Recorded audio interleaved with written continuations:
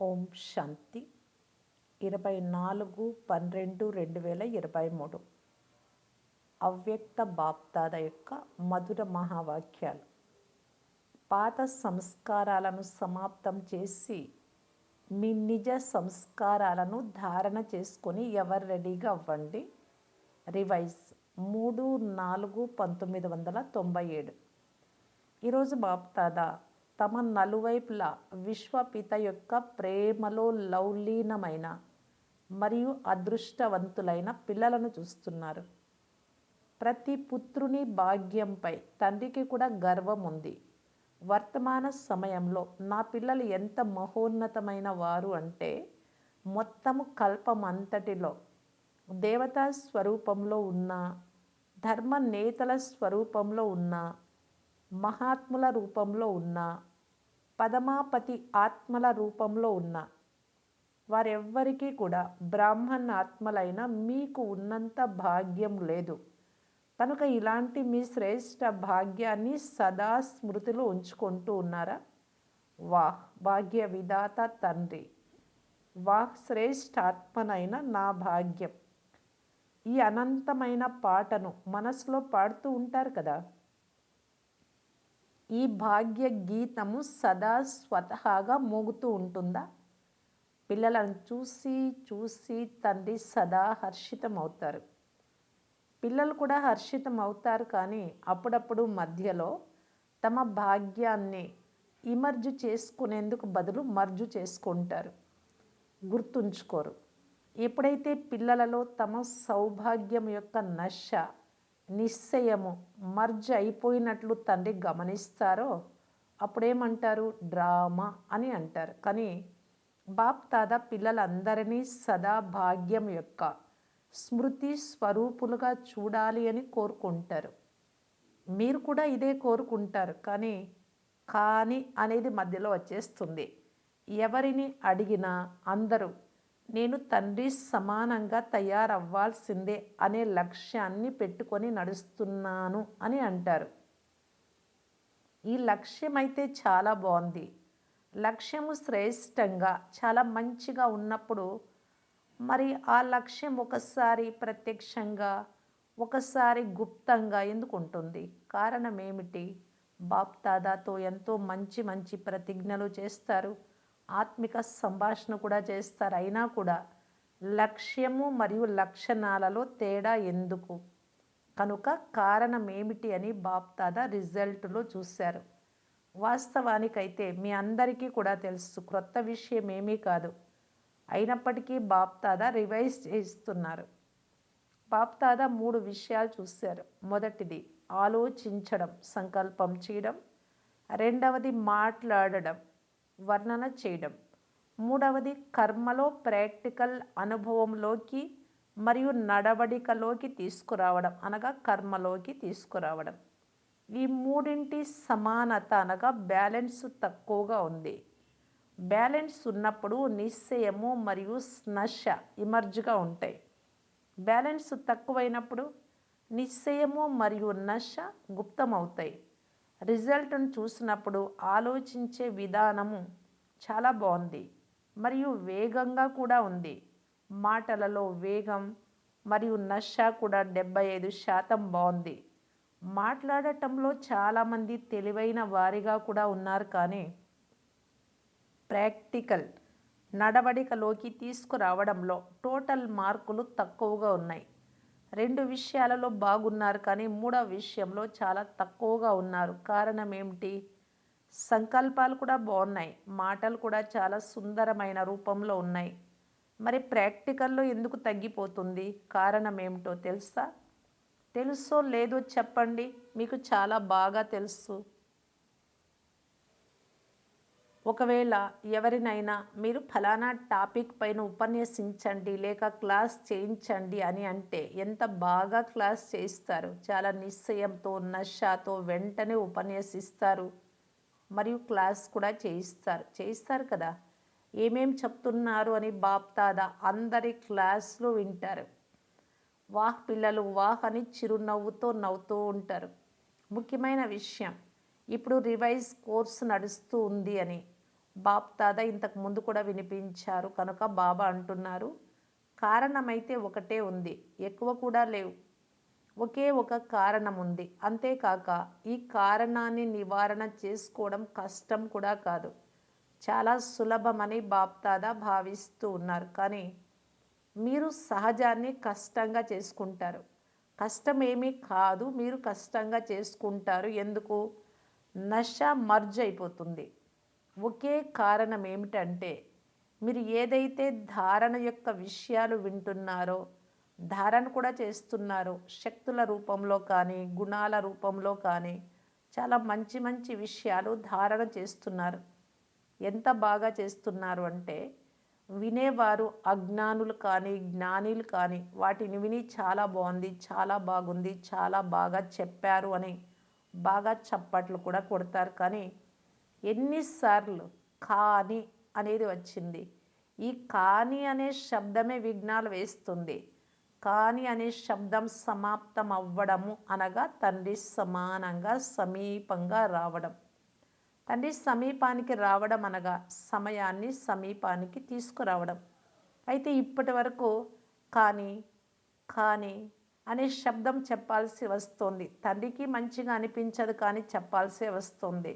దీనికి కారణం ఏమిటి? ఏదైతే చెప్తున్నారో, ధారణ కూడా చేస్తున్నారో, ధారణ రూపంతో ధారణ చేస్తున్నారో, ఆ ధారణ కొందరిది కొంత సమయము, కొందరిది ఎక్కువ సమయం కూడా నడుస్తుంది. కానీ ధారణ ప్రాక్టికల్లో సదా పెరుగుతూ ఉండాలి. ఉదాహరణకు ద్వాపరం నుండి అంతిమ జన్మ వరకు ఏవైతే అవగుణాలు లేక బలహీనతల ధారణ సంస్కార రూపంలో తయారైపోయిందో, అది సంస్కారంగా అయిన కారణంగా శ్రమ చేయాల్సిన అవసరం లేదు. మీరు వదిలేయాలి అని కూడా కోరుకుంటారు, మంచిగా అనిపించదు, అయినా కూడా మళ్ళీ ఏం చేసేది, నా సంస్కారమే ఇలా ఉంది అంటారు. మీరేమి చెడుగా అనుకోకండి, నా సంస్కారమే ఇలాంటిది అని చెప్తారు. అయితే ఈ సంస్కారం ఎలా తయారైంది? మీరే తయారు చేసుకున్నారు కనుకనే తయారైంది కదా. కనుక ద్వాపర యుగం నుండి ఈ వ్యతిరేక సంస్కారాలు తయారయ్యాయి.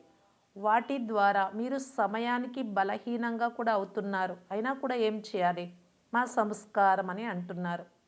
కనుక సంస్కారం అనేది మీరు కోరుకున్నా కోరుకోకున్నా సహజంగా ప్రాక్టికల్లోకి వచ్చేస్తుంది కదా. కొందరికి క్రోధం వస్తుంది, కొంత సమయం తర్వాత మీరు చెడుగా అనుకోవద్దు, ఇది నా సంస్కారము అని అంటారు.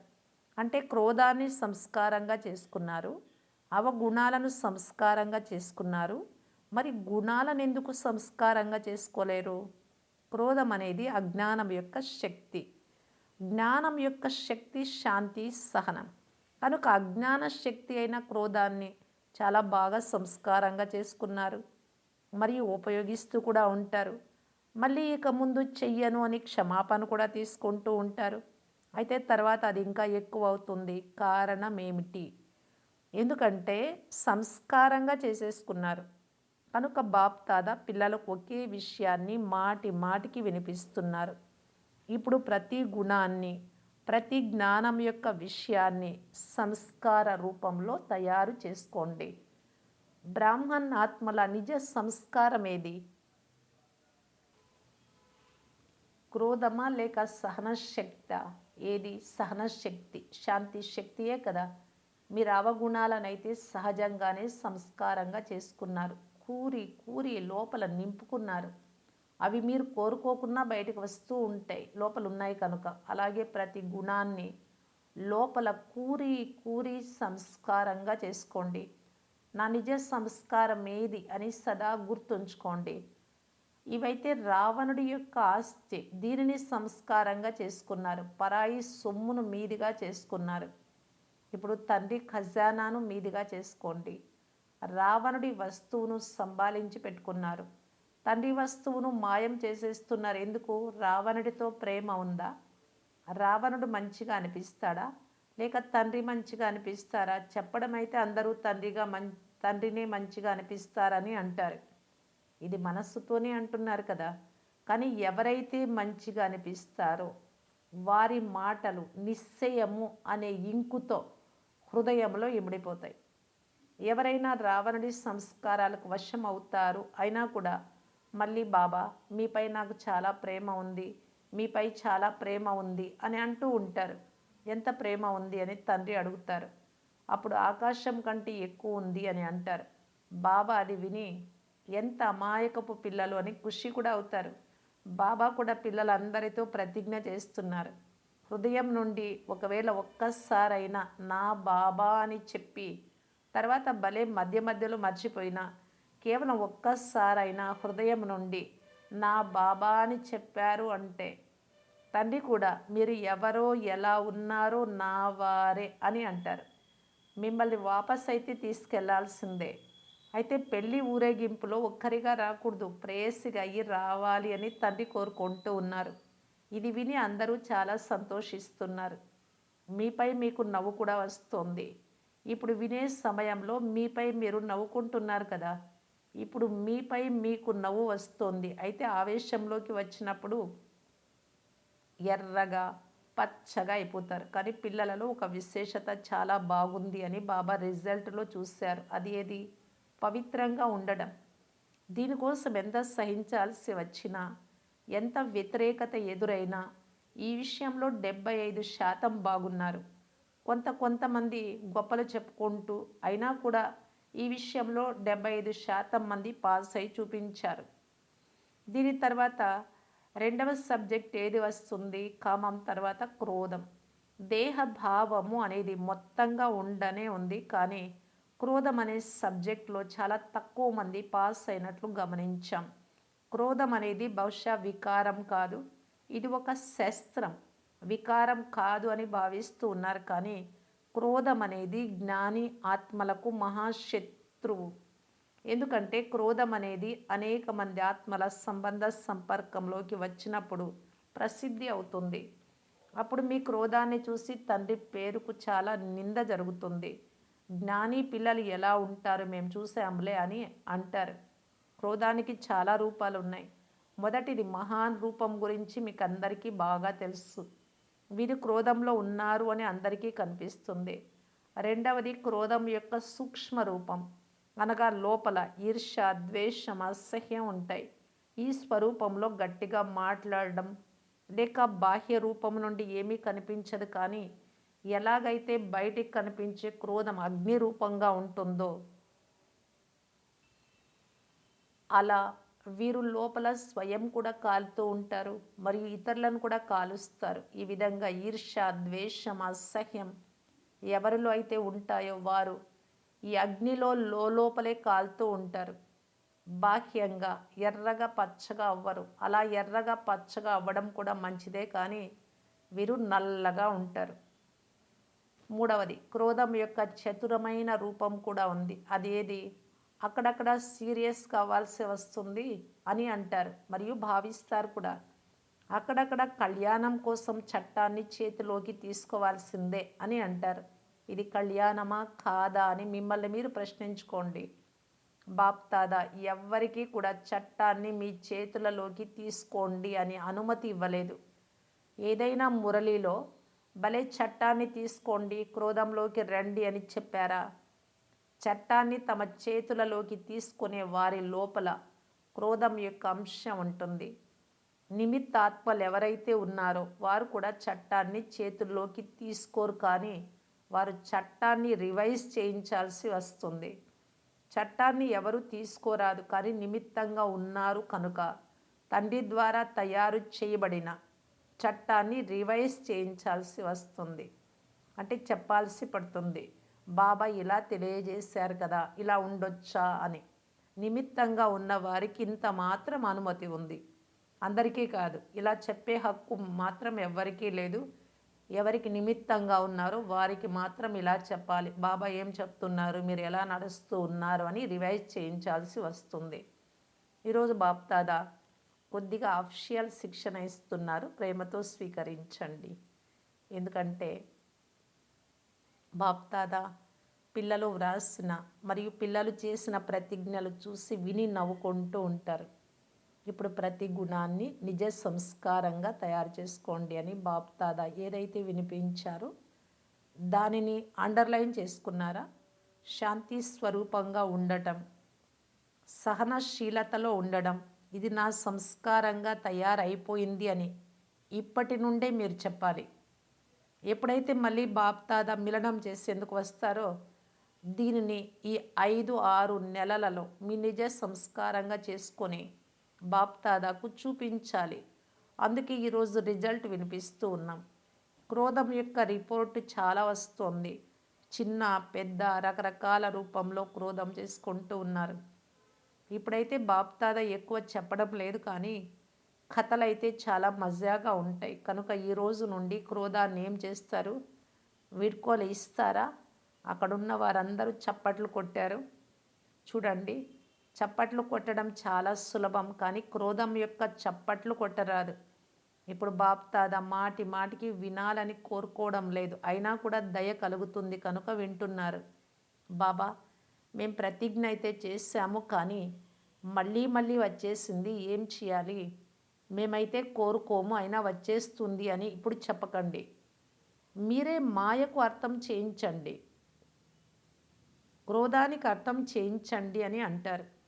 ఈ పురుషార్థం కూడా తండ్రే చేస్తే పిల్లలు ప్రాలబ్ధం తీసుకుంటారా? మీ శ్రమ కూడా తండ్రి చేయాలా? అయితే ఇలాంటి ప్రతిజ్ఞలు చేయకండి. 5 మాసాల తర్వాత మళ్ళీ రిజల్ట్ చూస్తాము. మీరు చెప్పినా చెప్పకపోయినా తండ్రి వద్దకైతే మీ విషయాలన్నీ చేరుకుంటాయి. ఏం చేయాలి? జరిగిపోతుంది, పరిస్థితులు అలా వచ్చాయి, విషయం చాలా పెద్దదిగా ఉండిపోయింది, ఇలాంటి రిజల్ట్ ఉండకూడదు. తండ్రికి కూడా అర్థం చేయించే ప్రయత్నం చేస్తారు. చాలా తెలివైన వారు. బాబా, చిన్న పెద్ద విషయాలైతే మేము దాటుకుంటాము, ఈ విషయం అయితే చాలా పెద్దది కదా అని అంటారు. ఇప్పుడు దోషం దేనిపై ఉంచారు? విషయం పైన ఉంచారు. అయితే విషయం ఏం చేస్తుంది? వస్తుంది, వెళ్ళిపోతుంది. 5,000 సంవత్సరాల తర్వాతనే మళ్ళీ ఆ విషయం వస్తుంది. ఏ విషయం అయితే 5,000 సంవత్సరాల తర్వాత వస్తుందో దానిపై దోషాన్ని ఉంచుతారు. ఇలా చేయకండి. ఏం చెయ్యాలి అనేది సంకల్పంలో కూడా రాకూడదు. బాప్దాదా విశేషంగా క్రోధం కోసం ఎందుకు చెప్తున్నారు? ఎందుకంటే ఒకవేళ మీరు క్రోధానికి వీడ్కోలు ఇచ్చేస్తే ఇందులో లోభము, కోరిక అన్నీ వచ్చేస్తాయి. లోభం అంటే కేవలము ధనము, భోజనం గురించి మాత్రమే ఉండదు, రకరకాలుగా ఉంటుంది. జ్ఞానపరంగా కానీ అజ్ఞానపరంగా కానీ ఏదైనా కోరిక ఉంటే అది కూడా లోభమే. కనుక క్రోధాన్ని సమాప్తం చేస్తే లోభము స్వతహాగా సమాప్తం అయిపోతుంది. అహంకారం కూడా స్వతహాగా సమాప్తం అయిపోతుంది. నేను గొప్ప, నేను తెలివైన వాడిని, నాకు తెలుసు, మీరు తమ గురించి ఏమనుకుంటున్నారు, ఇలాంటి అభిమానం వచ్చినప్పుడు క్రోధం వస్తుంది. కనుక అభిమానము మరియు లోభం కూడా క్రోధంతో పాటు వీడ్కోలు తీసుకుంటాయి. అందుకే బాప్దాదా విశేషంగా లోభం కోసం చెప్పకుండా క్రోధాన్ని అండర్లైన్ చేస్తూ ఉన్నారు. మరి సంస్కారాన్ని తయారు చేసుకుంటారా? ఇప్పుడు అందరూ చేతులెత్తండి మరియు అందరి ఫోటో తీయండి. అందరూ చేతులెత్తారు. ఇప్పుడు కొద్దిగానే శుభాకాంక్షలు ఇస్తూ ఉన్నా, చాలా కాదు, మళ్ళీ ఎప్పుడైతే రిజల్ట్ చూస్తామో అప్పుడు వతనం యొక్క దేవతలు, స్వర్గం యొక్క దేవతలు కూడా మీపై వాహ్ వాహ్ అనే పుష్పాలను కురిపిస్తారు. ఈరోజు నుండి ప్రతి ఒక్కరూ స్వయాన్ని చూసుకోండి, ఇతరులను చూడకండి. ఇతరులలో ఈ విషయాలను చూసే మనోనేత్రాన్ని మూసేయండి. స్థూల నేత్రాలనైతే మూసేయలేరు, కానీ మనోనేత్రాన్ని మూసేయండి. రెండవ వారు చేస్తున్నారా, మూడవ వారు చేస్తున్నారా అనేది నేను చూడరాదు. బాబా చాలా ఫోర్స్ ఇచ్చి చెప్తున్నారు. ఒకవేళ ఎవరైనా మహారథులు కూడా ఇలాంటి బలహీనతలోకి వస్తే అప్పుడు కూడా చూసేందుకు మరియు వినేందుకు మనస్సును అంతర్ముఖిగా చేసుకోండి. మీకు నవ్వు వచ్చే విషయం ఒకటి వినిపించేదా? బాప్దాదా ఈరోజు కొంత స్పష్టంగా వినిపిస్తున్నారు. చెడుగా అయితే అనిపించదు కదా, మంచిది. మరొక విషయం కూడా స్పష్టం చేస్తున్నారు. బాప్దాదా చూశారు, చాలామంది సమయానుసారం, సదా కాదు కానీ అప్పుడప్పుడు మహారథుల విశేషతలను తక్కువ చూస్తున్నారు. బలహీనతలను, వారిలోని లోపాలను మాత్రం చాలా లోతుగా చూస్తున్నారు. అవే ఫాలో కూడా చేస్తున్నారు. పరస్పరం కలిసినప్పుడు ఒకరికొకరు వర్ణన కూడా చేసుకుంటారు. ఏముంది, అందరినీ చూసాంలే, మహారథులు కూడా తప్పులు చేస్తున్నారు, మనమైతే లేటుగా వచ్చాం, వెనుక వచ్చాం, మహారథులు మారిపోయినప్పుడు మేము కూడా మారిపోతాం ఇలా అనుకుంటారు, అంటారు కూడా. కానీ మహారథుల తపస్సు, మహారథుల చాలా కాలపు పురుషార్థము వారికి ఎక్స్ట్రా అదనపు మార్కులు ఇప్పించి పాస్ విత్ ఆనర్గా చేసేస్తాయి, గౌరవప్రదంగా పాస్ అయిపోతారు. మహారథులు మారితే మేము మారుతాములే అని మీరు వేచి ఉంటే, మీరు ముందు రాలేదు, ముందు చేసుకోలేదు, ఇప్పుడు చేయలేదు అంటే మోసపోతారు. అందువలన మనస్సును అంతర్ముఖిగా చేసుకోండి. అర్థమైందా? అన్నీ చూసేసాము అనే మాటను కూడా బాప్దాదా చాలా వింటున్నారు. మాకు కూడా కళ్ళు ఉన్నాయి కదా, మాకు కూడా చెవులు ఉన్నాయి కదా, మేము కూడా చాలా వింటాము అని అంటారు. కానీ ఈ విషయంలో మహారథులతో పోల్చుకోకండి, ఈర్ష్య చెందకండి, మంచితో పోటీ చేయండి, కానీ చెడుపై ఈర్ష్య పడకండి, లేకుంటే మోసపోతారు. బాబాకు దయ కలుగుతుంది, ఎందుకంటే మహారథుల పునాది అయిన నిశ్చయం తెగిపోనిదిగా అచంచలంగా ఉంది. దీని అదనపు ఆశీర్వాదాలు మహారథులకు లభిస్తాయి. కనుక ఎప్పుడు కూడా మీ మనోనేత్రాన్ని ఈ విషయాల కోసం తెరవకండి, మూసి ఉంచండి. వినేందుకు బదులు మనస్సును అంతర్ముఖిగా ఉంచుకోండి. అర్థమైందా? నలువైపులా ఉన్న బాప్ దాదా యొక్క లౌలీన్ ఆత్మలందరూ, తండ్రి యొక్క సేవాధారి ఆత్మలందరూ, సహజ పురుషార్థాన్ని తమదిగా చేసుకునే శ్రేష్ఠ ఆత్మలందరూ సదా తండ్రి సమానంగా ఈ లక్ష్యాన్ని మరియు లక్షణాలను సమానంగా చేసుకునేవారు. తండ్రి సమీప ఆత్మలందరికీ బాప్ దాదా యొక్క చాలా చాలా ప్రియ స్మృతులు మరియు నమస్తే. వరదానము: అందరికీ అవినాశి జ్ఞానాన్ని ఇచ్చి అకాల మృత్యువు యొక్క భయం నుండి విడిపించే శక్తిశాలి సేవాధారి భవ. ప్రపంచంలో ఈ రోజుల్లో అకాల మృత్యువు యొక్క భయం ఉంది. భయంతోనే తింటున్నారు, నడుస్తున్నారు, నిద్రిస్తున్నారు కూడా. అలాంటి ఆత్మలకు సంతోషకరమైన మాటలు వినిపించి భయం నుండి విడిపించండి. మేము మిమ్ములను 21 జన్మల కోసం అకాల మృత్యువు నుండి రక్షించగలము అని వారికి శుభవార్తను వినిపించండి. ప్రతి ఆత్మకు అవినాశి జ్ఞానం ఇచ్చి అమరులుగా తయారు చేయండి. తద్వారా వారు జన్మ జన్మలకు అకాల మృత్యువు నుండి రక్షింపబడతారు. ఈ విధంగా మీ సుఖశాంతుల వైబ్రేషన్ల ద్వారా మనుషులకు సుఖశాంతుల అనుభూతి చేయించే శక్తిశాలి సేవాదారులుగా అవ్వండి. స్లోగన్: స్మృతి ఒకటి, మరి రెండవది సేవ. ఈ రెండింటిని బ్యాలెన్స్లో ఉంచుకోవడం ద్వారానే సర్వుల ఆశీర్వాదాలు లభిస్తాయి. అవ్యక్త ఇషారా: బంధన ముక్తులై జీవన్ముక్తి స్థితిని అనుభవం చేయటానికి బాప్ దాదా తెలియజేస్తూ ఉన్నారు. స్వమానము మరియు అభిమానం యొక్క తేడాను, స్వమానం అంటే ఏమి, అభిమానం అంటే ఏమి, ఎందుకంటే ఒక్కొక్కసారి పొరపాటు కూడా జరుగుతూ ఉంటుంది. అభిమానాన్నే స్వమానం అనుకోవడం ఇలాంటిది.